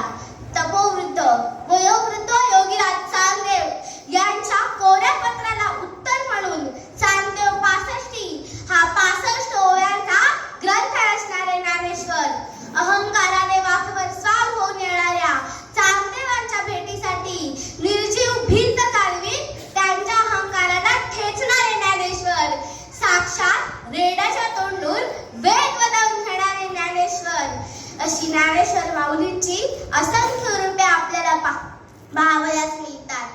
समाजातील दुष्टावा नष्ट करण्यासाठी ज्ञानेश्वर माऊलींनी भागवत धर्माच्या छताखाली सर्व समाजाला एकत्र आणले. कोणी श्रेष्ठ नाही, कोणी कनिष्ठ नाही हे लोकांच्या मनात ठसवून त्यांनी लोकांना नामस्मरण हा देवभक्तीचा सोपा उपाय सांगितला. त्यांनी भागवत धर्माचे लावलेले इवलेसे रोग महाराष्ट्रभर पसरले. अशा या थोर ज्ञानेश्वर माऊलींनी आपले भूतलावरील कार्य संपले असे मानून 2 डिसेंबर 1296 रोजी वयाच्या अवघ्या 21व्या वर्षी आळंदी येथे संजीवन समाधी घेतली. अशा या थोर ज्ञानेश्वर माऊलींना माझा शतशः प्रणाम. धन्यवाद. नमस्कार, माझा स्पर्धा क्रमांक आहे 17. वृक्षवल्ली आम्हा सोयरी वनचरी पक्षीही सुस्वरे आळविती. अशा सुंदर ओवीच्या माध्यमातून निसर्गाशी असलेले आपले नाते संत तुकारामांनी सांगितले आहे. अनेक संतांनी, लेखकांनी आपल्या ओवीतून, लेखनातून निसर्गाचे महत्त्व आपल्याला वेळोवेळी पटवून दिले आहे. मित्रहो, निसर्ग म्हणजे तरी नक्की काय? आपल्या आजूबाजूचा परिसर, सूर्य, चंद्र, तारे, नदी, नाले, झाडेवेली, समुद्र, पशुपक्षी ही सर्व सजीव निर्जीव सृष्टी म्हणजेच आपला निसर्ग. आणि हा निसर्ग हे पर्यावरण फक्त मनुष्यालाच नाही तर संपूर्ण चराचरातील जीवनसृष्टीला भरभरून देत असतो. निसर्गाने सौंदर्यशीलता, सृजनशीलता, कलात्मकता, नादमयता, अभंगता, एकात्मता अशा अनेक गुणराशींचे धडे आपल्याला दिले आहेत. आपण माणूस भाग्यवान आहोत की आपल्याला निसर्गासारखा मित्र लाभला आहे. आपण श्रीमंत, गरीब असा भेदभाव करतो, पण निसर्ग असे करतो का हो? आपल्याला जगण्यासाठी जो प्राणवायू आवश्यक आहे तो देताना निसर्ग श्रीमंताला जास्त आणि गरीबाला कमी असे करतो का हो? नाही ना. निसर्ग दानशूर आहे, तो आपल्याला अगदी भरभरून देत असतो. आपण माणूस आपल्यातच भेदभाव करतो. आपल्या आयुष्यात जशी आपली जवळची माणसे आपल्याला आनंद देतात तशीच वृक्षे सुद्धा आपल्याला आनंद देतात. सुख देतात. अनेक योगी पुरुष कवी हे निसर्गाच्या सानिध्यातच घडले. आपले जीवन आनंदमय करणारी संजीवनी म्हणजे आपला निसर्ग. आपण निसर्गाचे संतुलन न बिघडवता त्याचा योग्य उपयोग करून घ्यायला हवा. आपल्या अन्न, वस्त्र, निवारा या गरजा निसर्गाच्या सानिध्यातच पुरे होतात. निसर्गाच्या सानिध्यात आपले आरोग्य चांगले, निरोगी व मन प्रसन्न होते. आजच्या वाढत्या शहरीकरणामुळे कित्येक प्राण्यांची वसतिस्थाने असलेली जंगले अदृश्य होत आहे. याचा परिणाम म्हणून आपल्या अन्नसाखळीचा अविभाज्य घटक असलेले प्राणी समूह नष्ट होत आहे. याचा परिणाम आपल्याला भोगावा लागणार आहे हे आपण विसरतोय. वारे माणसा, तुझी भ्रष्ट बुद्धी, स्वतःला सर्व बुद्धिमान समजणारा तू आज अगदी चंद्रावरही पाऊल टाकलास. मात्र कागद बनवण्यासाठी बेसुमार वृक्षतोड करतोस आणि त्या कागदावर लिहितोस काय तर झाडे लावा, झाडे जगवा. पण हे कुठेतरी थांबायला हवं. आज निसर्गाच्या मदतीने माणसाने भरपूर प्रगती केली आहे, पण त्याच प्रमाणात माणूस निसर्गाचा गैरफायदाही घेताना दिसतो. नैसर्गिक साधन संपत्तीचा ऱ्हास होताना दिसून येतो. जल प्रदूषण, वायू प्रदूषण, भूमी प्रदूषण, ध्वनी प्रदूषण हे सर्व निसर्गासाठी हानिकारक आहे. आज मोठ्या प्रमाणात जंगलतोड, पाण्याचा अतिवापर, खनिज संपत्तीचा अतिवापर, वाहनांचे वाढते प्रमाण, वाढती लोकसंख्या यांमुळे निसर्गाचा ऱ्हास होत आहे. याचा परिणाम म्हणून आपल्याला दुष्काळ, अतिवृष्टी, पूर, अनियमित पाऊस, तापमान वाढ यांसारख्या आपत्तींना सामोरे जावे लागणार आहे. यासाठी आपण निसर्गाचे संवर्धन होईल असे कार्यक्रम राबविण्यात आले पाहिजे. सर्वांनी निसर्गाप्रती आपली एक जबाबदारी समजून वागली पाहिजे. यासाठी 28 जुलै या दिवशी जागतिक संवर्धन दिन म्हणून साजरा केला जातो. फक्त एकच दिवस नाही तर दररोज आपण निसर्गाचे संवर्धन करण्यासाठी प्रयत्न केला पाहिजे. आपण जर गरजेसाठी एक वृक्ष तोडले तर त्याच्या 5 पट वृक्ष लागवड व त्याची जोपासना केली पाहिजे. तसेच निसर्गाला हानिकारक असे रासायनिक पदार्थ, प्लास्टिक या पर्यावरणाला घातक ठरणाऱ्या गोष्टींची योग्य विल्हेवाट लावायला हवी. चला तर मग या निसर्ग मित्राला जपण्यासाठी सर्वांनी एक संकल्प करूया व आपले जीवन अधिक समृद्ध व सुखी बनवूया. पर्यावरणाचे ठेवूया ध्यान, तेव्हाच बनेल देश महान. पर्यावरणाचे ठेवूया ध्यान, तेव्हाच बनेल देश महान. उज्ज्वल भविष्याची एकच हमी, प्रदूषण करा कमी, प्रदूषण करा कमी. धन्यवाद.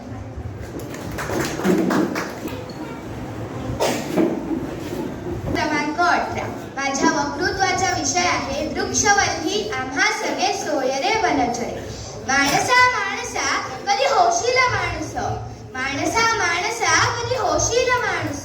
ज्यावरी निर्भर त्यावरी झालासी क्रूर, ज्यावरी निर्भर त्यावरी झालासी क्रूर. अरे माणसा, ज्यावर तू निर्भर आहेस, ज्याशिवाय तू जगूच शकत नाहीस, त्यालाच नष्ट करायला चालला आहेस. तुला कळत कसे नाही की ज्याला तू नष्ट करायला चालला आहेस त्याच्याशिवाय तू जगूच शकत नाहीस. ही आजच्या काळाची गरज आहे. वृक्षांचे महत्त्व समजण्याची, त्यांचे संवर्धन करण्याची. म्हणूनच म्हटले गेले वृक्षवल्ली आम्हा सगळे सोयरे वनचरे. वृक्षवल्ली आम्हा सगळे सोयरे वनचरे. वृक्ष हे आपले सोयरे आहेत. ते नेहमीच आपले हितचिंतक असतात. ते नेहमीच आपल्याला सर्व काही देत असतात, कुठलीही अपेक्षा न ठेवता. पण आपण काय करतोय? त्यांनाच नष्ट करतोय. वृक्षवल्ली आम्हा सगळे सोयरे वनचरे हे संसारात राहूनही विरक्त जीवन जगणाऱ्या संत तुकाराम महाराजांचे बोल आहेत. आपल्यासारख्या चालत्या बोलत्या माणसांपेक्षा त्यांना गावाबाहेरील, जंगलातील, उपवनातील वृक्षवेली आपल्याशा वाटतात.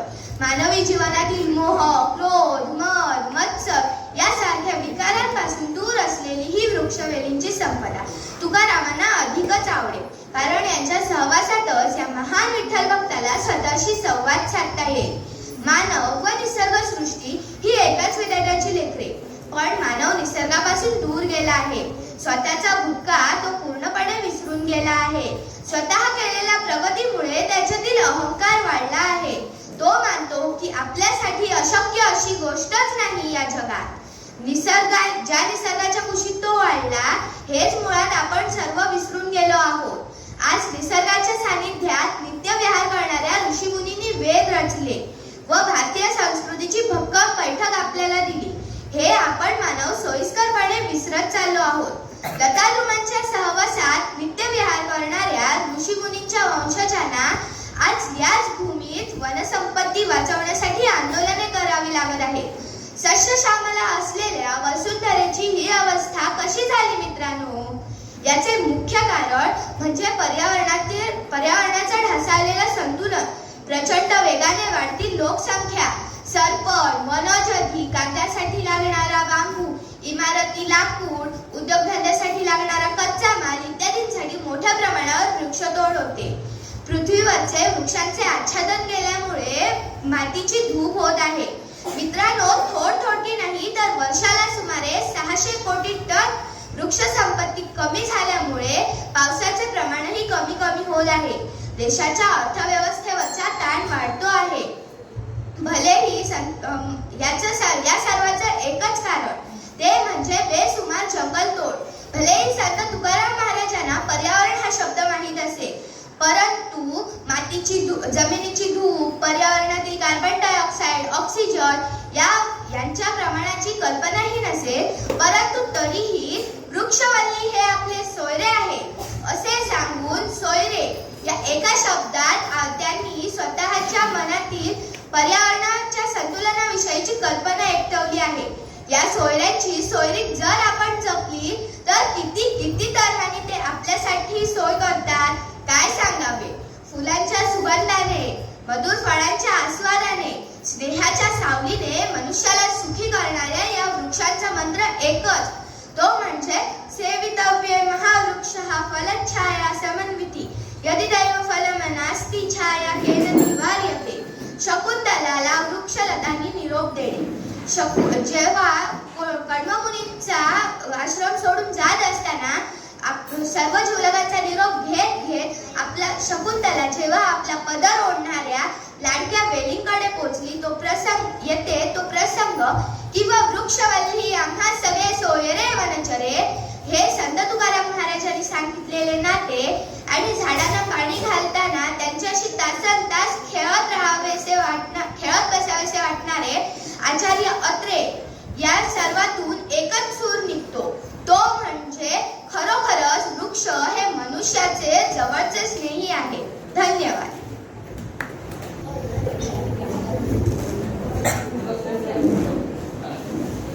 नमस्कार, माझा स्पर्धा क्रमांक आहे 19. माझा विषय आहे माझा आवडता संत ज्ञानेश्वर. किती तेज फुलांच्या राशी, किती तेज फुलांच्या राशी, या कुशीत जन्मोनी फुलल्या, या कुशीत जन्मोनी फुलल्या. जग सारे दिपून गेले, जग सारे दिपून गेले, सर्वांच्या माना झुकल्या, सर्वांच्या माना झुकल्या. आपली मान ज्या महासंताच्या चरणावर झुकते असे मराठीतील सर्वश्रेष्ठ संत म्हणजे संत ज्ञानेश्वर महाराज म्हणायचे की काहीतरी मला कोणत्या तरी प्रकारचे दुःख येईल, दुःख मिळणार आहे, त्याची जाणीव ठेवून मी माझ्या आसपासच्या लोकांची मदत केली पाहिजे.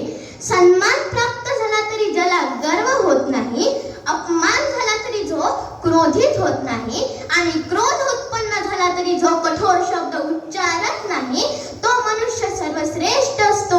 असे अमूल्य विचार आपल्यात पेरणारे संत ज्ञानेश्वरांचा जन्म इसवी सन 1275 मध्ये औरंगाबाद जिल्ह्यातील आपेगाव येथे माता रुक्मिणीबाई यांच्या पोटी झाला. ज्ञानेश्वरांचे वडील विठ्ठलपंत हे संन्यास घेऊन गृहस्थानी परतले. गृहस्थानी परतल्यानंतर त्यांना निवृत्ती, ज्ञानदेव, सोपान व मुक्ताबाई असे 4 अपत्ये झाली. त्यावेळेच्या समाजाने विठ्ठलपंत तसेच त्यांच्या संपूर्ण कुटुंबाचा अतोनात छळ केला. संन्यासाची मुले म्हणून समाज त्यांना हिणवू लागला, त्यांना वाईट टाकण्यात आले.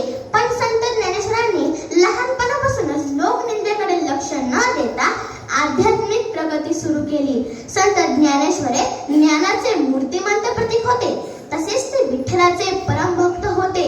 त्यांनी वयाच्या अवघ्या 16व्या वर्षी मराठीतील सर्वश्रेष्ठ ग्रंथ ज्ञानेश्वरीची रचना केली. ज्ञानेश्वरीला भावार्थ दीपिका असेही म्हणतात. ज्ञानसूर्य संत ज्ञानेश्वरांच्या तत्वज्ञानातील सर्वश्रेष्ठ ग्रंथ अमृतानुभव हा स्वरचित ग्रंथ आहे. ज्ञानेश्वरीच्या शेवटच्या अध्यायात विश्व करण्यासाठी प्रार्थना अर्थात पसायदान लिहिले.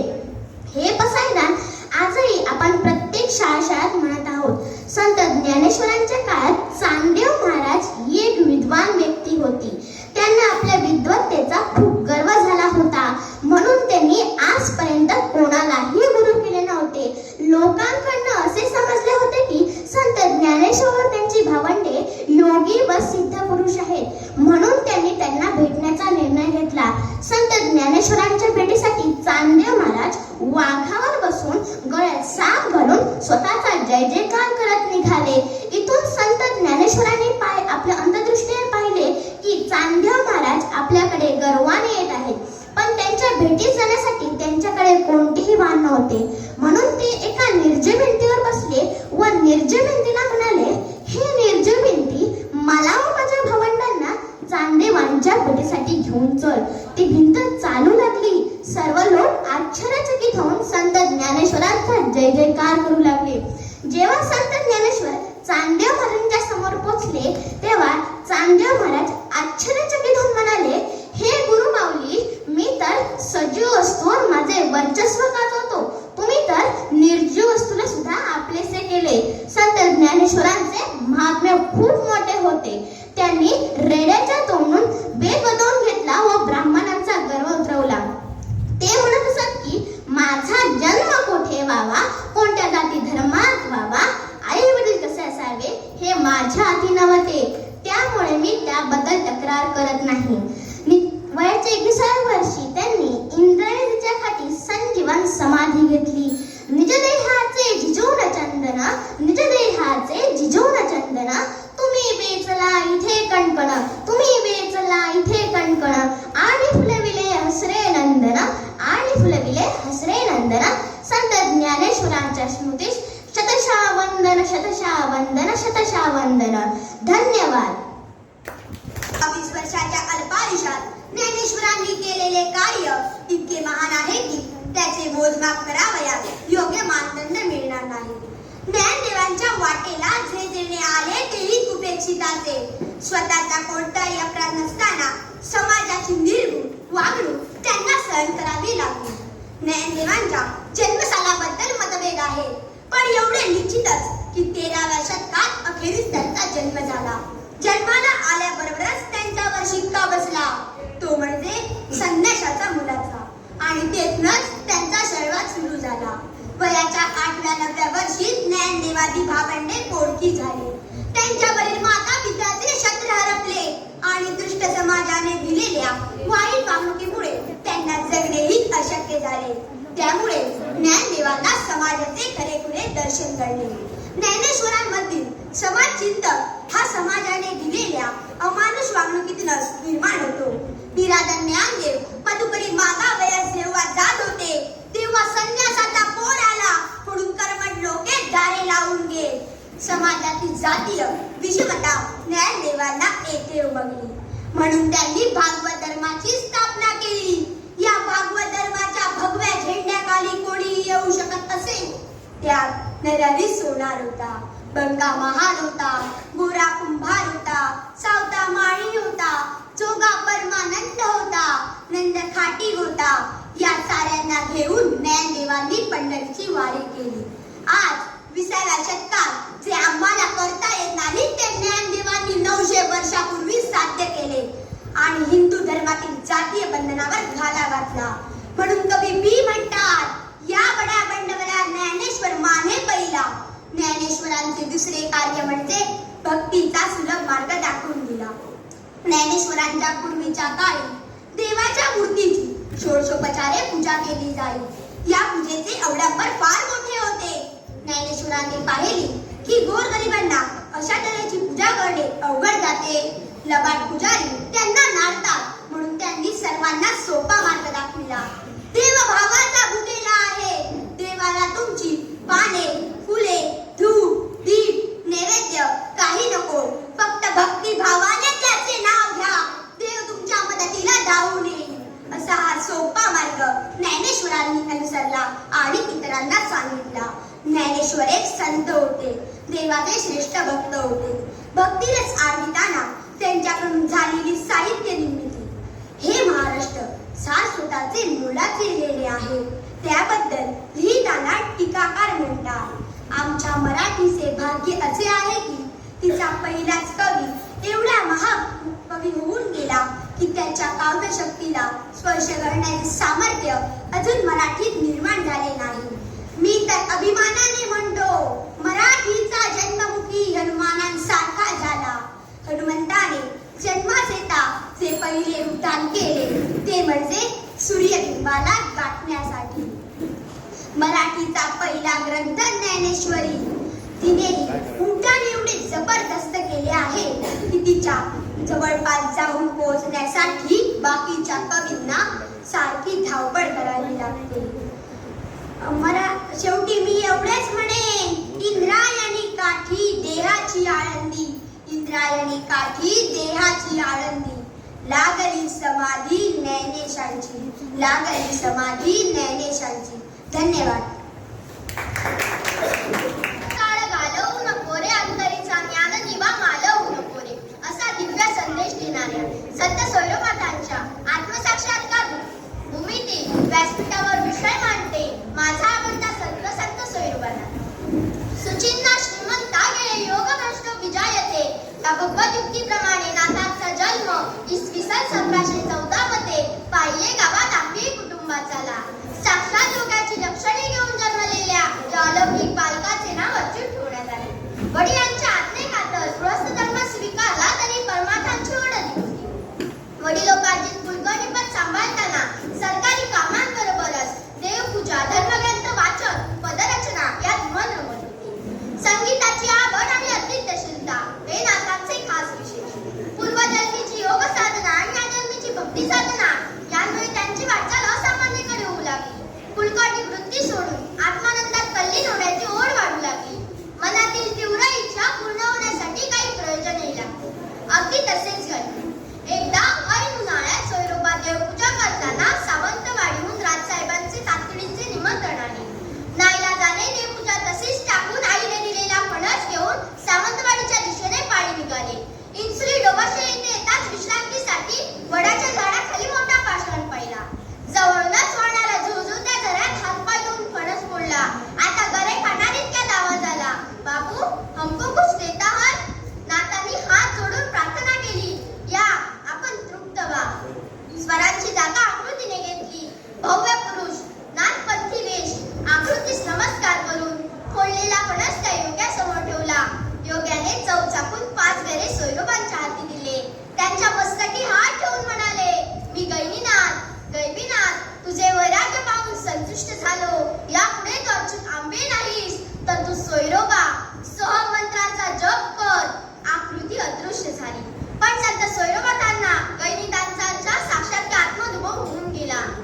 हा आत्मसाक्षात्कार प्रसंग वाचूनच संत सोयरोबानाथ माझे आवडते संत बनले. पुढे सावंतवाडी जाऊन त्यांनी कुलकर्णी पदाचा राजीनामा म्हणून दप्तर व कामाची लेखणी खेम सावंतांच्या घरी ठेवून परमेश्वर चाकरीस लागले. गुरुकृपेने आलेला आत्मानुभव शब्दारूप होऊन गीतबद्ध होऊ लागला. अनेक पदे मुखावाटे बाहेर पडू लागली. नाथांनी लेखणीला कायमची रजा दिल्याने ती लिहून ठेवली नाही. त्यांच्या बहिणीने मात्र ही संतवाणी फणसांच्या पानावर लिहून ठेवली. संत सोयरोबांच्या आईकडून काही पाने सरपणाबरोबर अग्निमुखी पडली. तरी अक्षयबोध, पूर्णाक्षरी, महत्भुवनेश्वरी, अद्वयानंद, सिद्धांत संहिता असे अनेक ग्रंथ आजही सत्याचे ज्ञान वास्तव्याचे भान ठेवणारे आहेत. आरवली येथे मित्र कोठारी याच नाथांनी ब्रह्म दाखवले. सोनसुरे येथील कांदत्याच्या काळजी नसणाऱ्या गरीब शेतकऱ्यांना काही वनस्पती उरपाटून देऊन गरिबांना औषध दे, उपाशी मरणार नाहीस असे सांगून त्याला वैद्य बनवले. सुरतेस एका वाटसुला योग मार्गाचे तंत्र दिले. सुरतेस मठ बांधून पावित्र्य आणले. अशा अनेक प्रसंगातून दिसणारी संत सोयरोबांची भक्ती, ज्ञान, वैराग्य, सद्विवेक बुद्धी मन मोहून टाकते आणि त्यांच्या विचाराप्रमाणे वागण्यासाठी मन तयार होते. रामनवमीच्या दिवशी रामजन्म सोहळा आटोपून शिष्यवर्ग झोपताच नाथांनी नित्याप्रमाणे ध्यान धारणा सुरू केली. नाथ अखंड जागृती भोगत असतानाच खोलीत लख प्रकाश पडला. लगेच 3 आकृत्या दिसू लागल्या. मच्छिंद्र, गोरख आणि जालंधर. या त्रिनी आदेश दिला, तुमचे इथले कार्य संपले, आमच्या समवेत चला. आदेश मानून नाथ निर्माणात सिद्ध झाले. नाथ सगळ्यात चालू लागले. अंतिम निर्गुणात सगुण स्वरूपे हरू पडले, दिसणे सरले अवघे, राखण हे उरले. आलो नाही गेलो नाही, मध्ये दिसणे हे भ्रांती. जागृत होता स्वप्नाची हरवे, कर्पूराने जग हरले. दिसणे हाच जन्मयोगिया, ना दिसणे हा मृत्यू म्हणा, ना दिसणे हा मृत्यू म्हणा. धन्यवाद. झुळझुळ झुळझुळ झरे वाहती, पानो पाणी फुले बहरती, फुल पाखरे वर भिरभिरती. असे माझे पावशीगाव मी लहानपणी अनुभवले आहे. नमस्कार, मी स्पर्धक क्रमांक 24 सिंधुदुर्ग जिल्ह्यातील एका शाळेत ज्ञानार्जन करत असून वृक्षवल्ली आम्हा सोयरे याचे महत्त्व मला पटलेले आहे. कारण निसर्गरम्य वातावरणात आनंदाने जीवन जगणाऱ्या माझ्या पावशी गावाचे 2 भाग झाले. ते राष्ट्रीय महामार्गाने. निसर्गातील आमचे सगळे सोयरे म्हणजे वृक्ष, प्राणी, फुलपाखरे, खळखळणारे झरे, वनौषधी व नैसर्गिक अन्नधान्य होय. परंतु महामार्ग निर्मितीसाठी अतोनात वृक्षतोड झाली, नैसर्गिक रूप बदलले, आधुनिकीकरण झाले आणि आम्हीही प्रदूषण, अपघात या समस्यांना तोंड देऊ लागलो. त्यावेळी पुन्हा संत तुकाराम महाराजांचा अभंग आठवू लागला, तो म्हणजे वृक्षवल्ली आम्हा सोयरे वनचरे, वृक्षवल्ली आम्हा सोयरे, पक्षी सुस्वरे आळविती, वृक्षवल्ली आम्हा सोयरे. असे अनुभव संत तुकाराम महाराज सांगतात. आपणही ग्रामीण भागातील लोकांनी असे अनुभव अनुभवलेले आहेत. आजकाल आधुनिकीकरणाच्या नावाखाली महामार्ग विस्तार, विविध उद्योग, कारखाने यांच्या निर्मितीसाठी पर्यावरणाचा ऱ्हास केला जात आहे. हिमाचल प्रदेश, उत्तराखंड यासारख्या निसर्गाने नटलेल्या सौंदर्याला भूस्खलनासारखे संकट का आले? आज वर्तमानात काही राज्यात अतिवृष्टीने हाहाकार माजवला आहे, तर काही राज्यात दुष्काळ. असा विरोधाभास का आहे? वाढत्या तापमानवाढीने मानवजात त्रस्त झाली आहे. आधुनिक जगात वावरणाऱ्या सुशिक्षित मानवाने आहार, विहार, उद्योग, अर्थसंपदा उपभोगताना नैतिक नियम पाळलेले दिसत नाहीत. सत्तेची मोह ठाकणाऱ्यांना निसर्गाचा बिघडत चाललेला समतोल दिसत नाही. विज्ञानाने प्रगती केली, पण त्याच विज्ञानाचा आधार घेऊन प्रगती करताना आपण निसर्गाचा समतोल बिघडवलेला आहे. 18व्या शतकात औद्योगिकरणाची क्रांती झाली. त्यावेळी वातावरणात सुमारे 180 पार्टिकल पर मिलियन कार्बन डायऑक्साईड होता. तर आज आपण विकसित असलो तरी वातावरणात 400 पार्टिकल पर मिलियन कार्बन डायऑक्साईड आहे. याची तुम्ही आणि आम्ही निश्चितच दक्षता घेतली पाहिजे. प्राचीन काळातही वृक्षांचे महत्त्व समजावून सांगितलेले आहे. वायुनाम शोधकः वृक्षा रोगणमपहारका तस्माद रोपणमेतेषां रक्षणं च हितावह. म्हणजेच वृक्ष वायू शुद्ध करतात, म्हणून वृक्षारोपण करणे हे मानवाच्या हिताचे आहे. आपण कोरोना काळ अनुभवला आहे. बरेच लोकांनी निसर्गात राहून रोगप्रतिकार शक्ती वाढवून कोरोनाला हरवले, वनौषधी वापरून कोरोनाला घालवले. आता माणसाला समजले की आपल्याला होणारे अनेक आजार केवळ निसर्गच बरा करू शकतो. शुद्ध वातावरण, आरोग्यदायी हवा केवळ वृक्षवल्लीच देऊ शकतात. निसर्गाचा समतोल वृक्षच ठेवू शकतात. म्हणून माझी सर्वांना विनंती आहे की आपली जमीन विकू नका, ती आपली आहे. घरासभोवती सुंदर फुलझाडे लावा. परिसरात आंबा, फणस, जांभूळ यांसारखे वृक्ष लावा. सेंद्रिय खते वापरा, नैसर्गिक शेती करा आणि यातून मिळणारे अन्नधान्य जेवणात वापरा. आमच्या पिढीला जंक फूड, फास्ट फूड याकडून पुन्हा घरातल्या जेवणाकडे वळवा. म्हणजेच भावी पिढी सुदृढ व विवेकी बनेल, पर्यावरण जपेल आणि भावी पिढी वृक्षवल्ली आम्हा सोयरे वनचरे असे म्हणत परिसरात आनंदाने जीवन जगतील अशी आशा करते. धन्यवाद.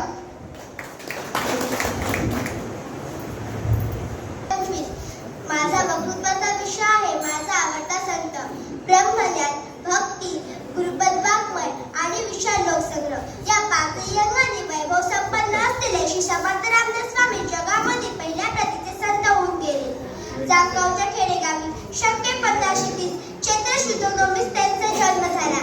त्यांचे नाव नारायण, वडिलांचे नाव सूर्याशी पंत व आईचे नाव रानुबाई ढोसर असे होते. रामदास स्वामी 8 वर्षांचे असताना त्यांचे वडील वारले. त्यामुळे ते अंतर्मुख झाले. ईश्वर दर्शनाची त्यांना तळमळ लागली. मुलाच्या काळजीने त्यांची आई दुःखी झाली. शेवटी आईने विवाहासाठी त्यांच्या मनाची तयारी करून घेतली, पण प्रत्यक्ष लग्न मंडपात 14 वर्षात येतच त्यांनी तेथून पळ काढले. ते टाकलीच येऊन राहिले. पुढे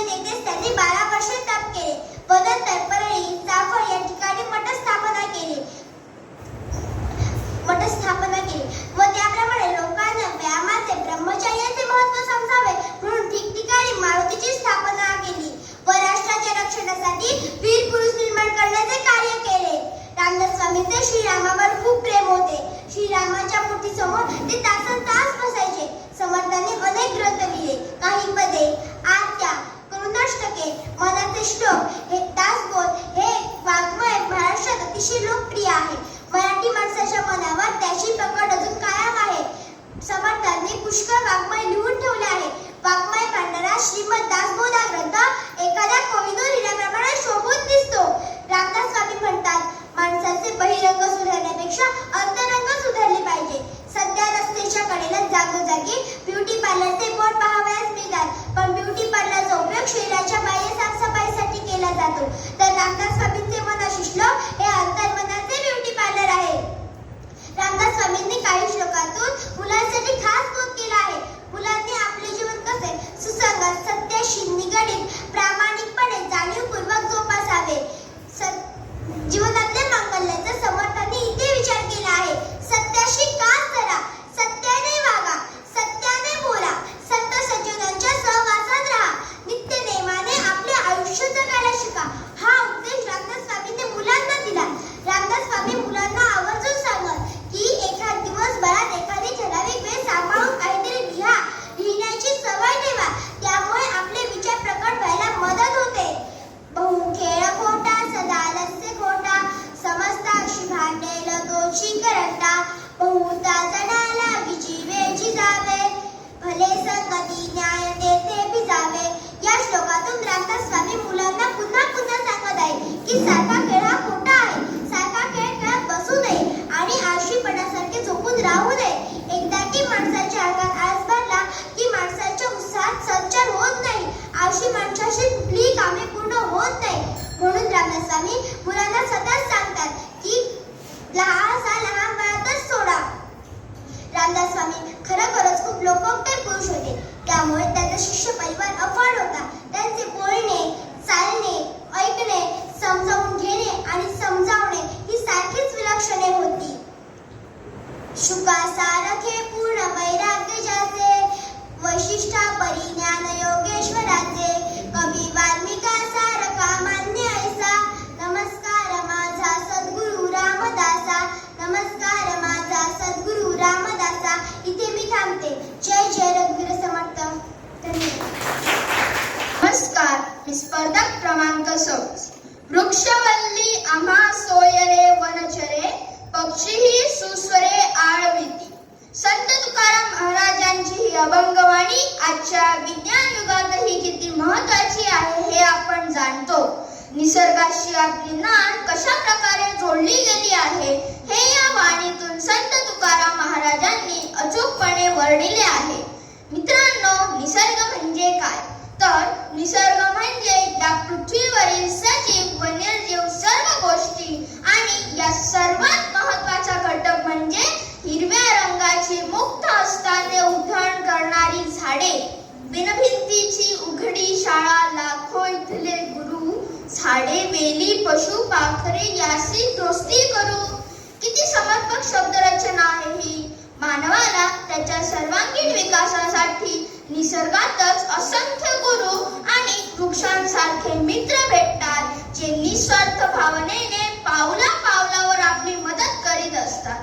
आपल्या पुराण काळापासूनच झाडांची महती वर्णिली आहे. प्राचीन संस्कृतींमध्ये तर अन्न देणाऱ्या, पोषण करणाऱ्या, सावली देणाऱ्या झाडांना देवते समान मानले आहे.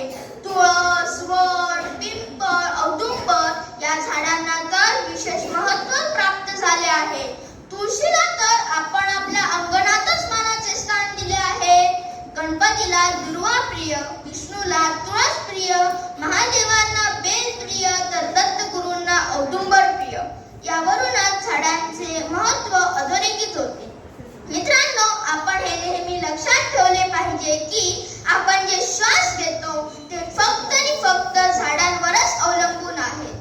मनुष्य प्राणी किंवा या पृथ्वीवरील कोणताही सजीव प्राणी यांना लागणारा पाणी, अन्न, वस्त्र, निवारा, हवा हे आपल्याला झाडांच्या संवर्धनानेच मिळते. नारळासारखा कल्पवृक्ष तर त्याचा प्रत्येक भाग कोणत्या ना कोणत्या उपयोगाकरिता आपल्याला समर्पित करतो. श्रावण मासी हर्ष मानसी हिरवळ दाटे चोहीकडे, क्षणात येई सरसर शिरवे, क्षणात फिरुनी ऊन पडे. बालकवींनी रेखाटलेले श्रावणातील हे चित्र निसर्गाच्या संवर्धनाने शक्य आहे. पण ज्या प्रकारे झाडांची महती देवी देवता ऋषी मुनी संत महात्म्यांनी कवी लेखकांनी निसर्गप्रेमींनी जाणली त्याप्रमाणे झाडांचे संगोपन होताना आजकाल दिसून येत नाही. मानवाने आज प्रगतीच्या नावाखाली बेसुमार जंगलतोड केली आहे. अनेक जंगले मानवी वसाहतींसाठी रस्ते तयार करण्यासाठी तोडली गेली. त्याचे भयानक परिणाम म्हणून पूर अवर्षण या स्वरूपाने आपल्याला भोगावे लागतात. 2019 मधील महाराष्ट्रातील पूर 2019 मधील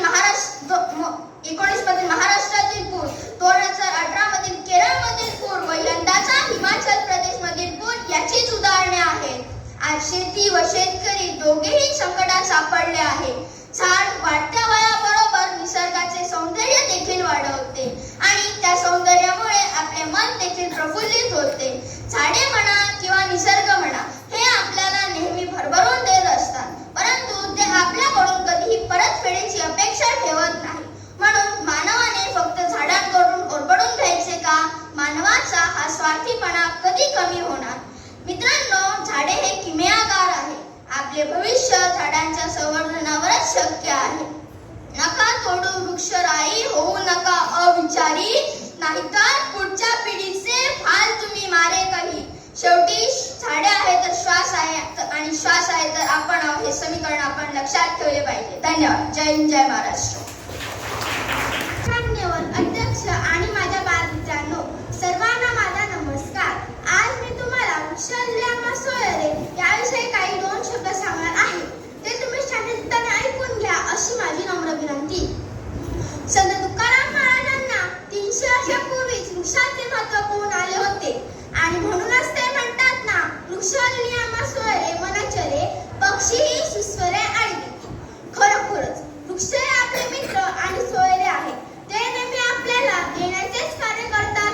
जे त्यागाच्या भावनेने स्वतः उन्हात उभे असतात ते इतरांना मात्र सावलीच देतात. त्याचे अंग, फळ, फूल, पान दुसऱ्यांसाठी बनले आहे असे त्यागमय जीवन जगणारे वृक्ष हे आपले जीवन एका सत्पुरुषाप्रमाणे व्यतीत करतात. सत्पुरुषाच्या सानिध्यात राहणे सर्वांनाच आवडते. म्हणूनच असंख्य वृक्ष असलेल्या त्या वनात ऋषी मुनी तपस्या करत असतात. अध्यापन तेथेच केले जाते. प्रभू श्रीरामाने तर 14 वर्ष वनातच घालविली. देशाचा कारभार चालणारे अधिकारी सुट्टीच्या दिवशी निसर्गरम्य वातावरणाला भेट देऊन जातात व मनात शांती मिळवतात आणि नव्या उमेदीने आम्हाला त्यांचे कार्य पार पडताना दिसतात. आपले मित्र वृक्ष हे वातावरणामध्ये ऑक्सिजन सोडतात व घातक असलेला कार्बन डायऑक्साईड स्वतः ग्रहण करतात. म्हणजे सजीवांना जीवन देण्याचे कार्य सुद्धा वृक्षच करतात. अशा उपकारकर्ता वृक्षांचा जास्त प्रमाणात ह्रास होत आहे. एकूण भूभागापैकी 1% भागांमध्ये वृक्ष असतील तरच निसर्गाचा समतोल टिकून राहील. हे प्रमाण भारतात अत्यंत कमी प्रमाण आहे. मानवाने बेसुमार जंगलतोड करून वैराण वाळवंटे निर्माण केली. मानवाचे पाऊल वाळवंटाची चाहूल अशी परिस्थिती निर्माण झाली आहे. जेव्हा मानव वस्ती कमी होती तेव्हा वनराई नटलेली जंगले होती. लोकसंख्या वाढीमुळे घरे बांधण्यासाठी बेसुमार जंगलतोड करण्यात गेली.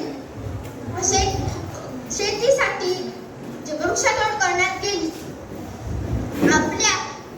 त्यामुळे उष्णता वाढली, वायू प्रदूषण वाढले, पावसाचे प्रमाण कमी झाले व दुष्काळाचे प्रमाण जास्त वाढले. आपल्या पूर्वजांनी मानवी समाजात अनेक वृक्षांना महत्त्व दिले आहे. जसे की ते वड, पिंपळ, तुळस अशासारख्या वृक्षांची पूजा करत असत. त्यामुळे वृक्षांची आपोआपच जपणूक केली जात असे. संत ज्ञानेश्वरांनंतर मोगरा फुलला, फुले वेचिता भरून कळी असी आला. ह्या मोगऱ्याप्रमाणे पुनर्निर्मितीच्या शक्तीचा संपत्तीचा असलेला ओघ आहे. वृक्ष देखील या मोगऱ्याप्रमाणे पुनर्निर्मितीच्या शक्तीचा संपत्तीचा असलेला ओघ आहे.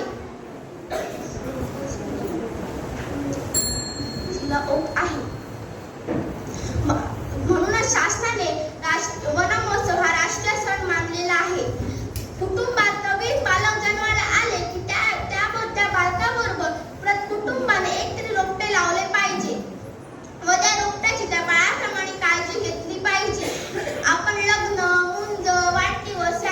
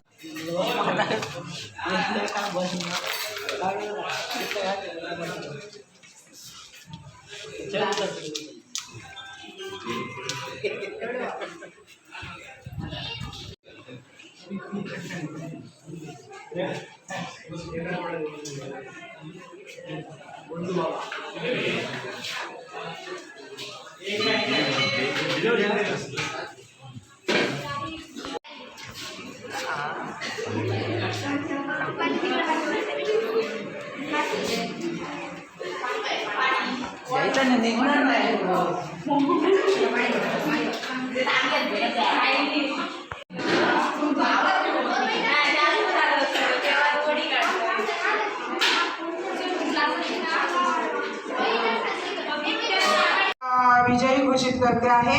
इथे सर्व मुलांचं मी आधी प्रथम अभिनंदन करते, सगळ्या स्पर्धकांचं, आणि त्यानंतर लहान गटाचं इथे विजयी घोषित करते. फक्त विजयी स्पर्धकांचंच नाव इथे सांगणार आहे आणि बक्षीस वितरण आहे ते नंतर केलं जाणार आहे. तृतीय क्रमांक आहे कुमारी सानवी सचिन देसाई, बांदा हायस्कूल.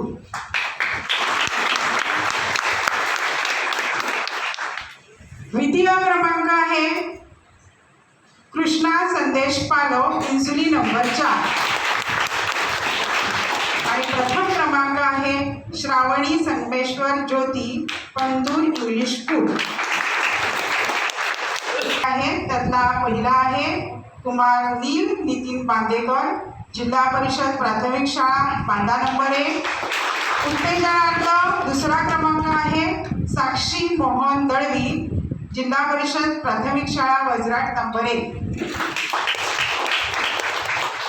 त्यानंतर मोठ्या गटात झालेल्या स्पर्धांचे क्रमांक आहे. प्रथम उत्तेजनार्थ सांगते. उत्तेजनार्थ आहे श्रावणी राजन अरावंदेकर, कुडाळ हायस्कूल. दुसरा क्रमांक आहे उत्तेजनार्थ Khushi Santosh Gawas, central English school, Sawantwadi. त्यानंतर तृतीय क्रमांक आहे वैष्णवी अशोक वाडकर, इंसुली हायस्कूल.